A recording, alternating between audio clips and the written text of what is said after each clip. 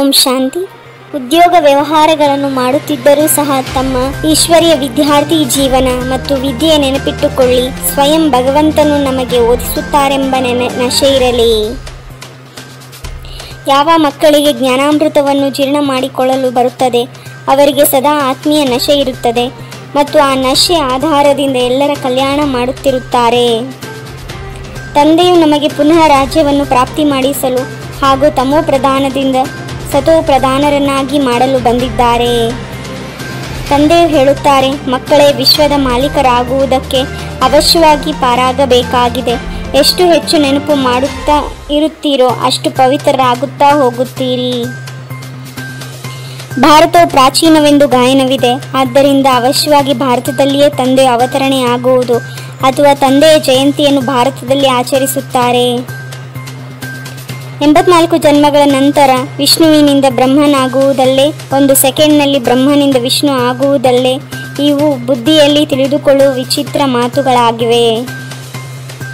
ಇಲ್ಲಿ ನೀವು ತಂದೆಯ ಸನ್ಮುಖದಲ್ಲಿ ಕುಳಿತಿದ್ದೀರಿ. ಆತ್ಮನು ಮತ್ತು ಪರಮಾತ್ಮನ ಮಿಲನ ಮೇಳವೆಂದು ಕರೆಯಲಾಗುತ್ತದೆ. ತಂದೆಯ ಸನ್ಮುಖದಲ್ಲಿ ತಿಳಿಸಿದಾಗ ನಶೆ ಏರುತ್ತದೆ. ತಂದೆ ತಿಳಿಸುತ್ತಾರೆ, ನನ್ನನ್ನು ನೆನಪು ಮಾಡಿದರೆ ನಿಮ್ಮ ಪಾಪಗಳು ಕಳೆಯುತ್ತವೆ. ನೀವು ಸತ್ಯ ಚಿನ್ನವಾಗಿ ಬಿಡುತ್ತೀರಿ. ನಾನು ಎಲ್ಲರ ಪತಿತ ಪಾವನ ತಂದೆಯಾಗಿದ್ದೇನೆ. ಯಾರಾದರೂ ಹೊಸಬರು ಬರುತ್ತಾರೆಂದರೆ ಅದರಲ್ಲಿಯೂ ಯಾರು ಇಲ್ಲಿನ ಹೂವಾಗಿದ್ದಾರೆಯೋ ಅವರಿಗೆ ಪ್ರೇರಣೆ ಸಿಗುವುದು. ಇವರು ಸರಿಯಾಗಿ ಹೇಳುತ್ತಾರೆಂದು ತಿಳಿಯುತ್ತದೆ. ಮನುಷ್ಯರು ಪಾವನರಾಗಲು ಗಂಗಾ ಸ್ನಾನ ಮಾಡುತ್ತಾರೆ, ಗುರುಗಳನ್ನು ಮಾಡಿಕೊಳ್ಳುತ್ತಾರೆ. ಆದರೆ ಪತಿತ ಪಾವನಂತೂ ತಂದೆ ಆಗಿದ್ದಾರೆ. ಇದೊಂದು ಅಂತಿಮ ಜನ್ಮದಲ್ಲಿ ಪವಿತ್ರರಾಗಿ ಈ ರಾವಣ ರಾಜ್ಯವು ಸಮಾಪ್ತಿಯಾಗಲಿದೆ. ಮುಖ್ಯ ಮಾತು ಪಾವನರಾಗುವುದಾಗಿದೆ. ಹಳೆಯ ದೇಹದ ಅಭಿಮಾನವನ್ನು ಬಿಡಿ. ನನ್ನನ್ನು ನೆನಪು ಮಾಡಿದರೆ ಅಂತ್ಯಮತಿ ಸೋಗತಿ ಆಗುವುದು. ನೀವು ಲಕ್ಷ್ಮೀನಾರಾಯಣ ಆಗುತ್ತೀರಿ. ತಂದೆ ಆದೇಶವಾಗಿದೆ, ನೀವು ಕೆಟ್ಟ ಮಾತುಗಳನ್ನು ಕೇಳಬಾರದು. ಇವರ ಮಾತನ್ನು ಅವರ ಮಾತನ್ನು ಇವರಿಗೆ ಹೇಳುವುದು ಈ ದೂತಿತನವು ನೀವು ಮಕ್ಕಳಲ್ಲಿರಬಾರದು. ಈ ಸಮಯದಲ್ಲಿ ಪ್ರಪಂಚದಲ್ಲಿ ಎಲ್ಲರೂ ವಿಪರೀತ ಬುದ್ಧಿಯವರಾಗಿದ್ದಾರೆ.